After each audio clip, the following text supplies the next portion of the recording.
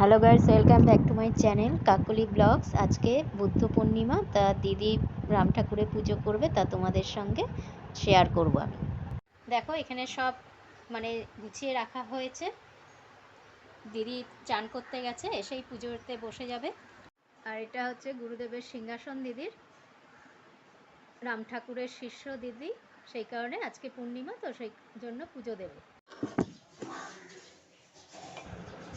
দেখো আমি কিভাবে নারকেল ফাটাচ্ছি, দাঁত মুখ খিচিয়ে একদম কি বলবো, নারকেলটা ভিজিয়ে রেখেছিলাম অনেকক্ষণ। নারকেল ভিজিয়ে রাখলে ফাটাতে অসুবিধা হয় না। আমি কিন্তু আগে নারকেল ফাটাতে পারতাম না, তোমাদের দাদা ভাই শিখিয়েছে। তা এখন অনেকটাই পারি ফাটাতে। তো নারকেল তো একটু শক্তই থাকে, ফাটাতে একটু সময় নেয়। তা বেশ সুন্দর নারকেলটা, এমনি হলে কি হবে, জল ছিল ভর্তি, আর বেশ সুন্দর পুরো, দেখতেই পাচ্ছ।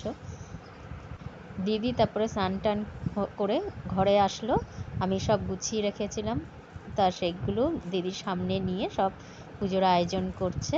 আস্তে আস্তে সিন্নিও দেবে গুরুদেবের সামনে, তো আর গুরুদেবকে সব তুলসী পাতা দিয়ে স্নান করিয়ে, তুলসী পাতা দিয়ে চরণে, আর সিংহাসনটা সুন্দর করে সাজাচ্ছে দেখো। আর পাশেও দেখবে একটা ছোট সিংহাসন আছে, সেখানে কালী ঠাকুর আর শিব ঠাকুরের মূর্তি। আর এখানে দেখো সিন্নি করার জন্য নারকেল কুড়িয়ে নিল দিদি, আর এখানে সমস্ত সিন্নির যা যা দরকার সেগুলো দিয়ে গুছিয়ে নিচ্ছে আস্তে আস্তে।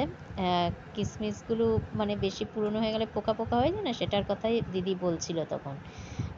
তারপরে সব কিছু গুছিয়ে যেভাবে সিন্নি বানায় আর কি, দিদি সেইভাবেই সব গুছিয়ে দুধ টুধ দিয়ে সুন্দর করে রেডি করে সিন্নিটা রাখলো। তারপরে সব গুছিয়ে নিয়ে তারপরে সিংহাসনে রাম ঠাকুরের সামনে আর গুরুদেবের সামনে পুজো দিল। পুজো দেওয়ার জন্য সমস্ত আয়োজন, জল, তারপরে সব কিছু দিয়ে আরতি করছে দেখো।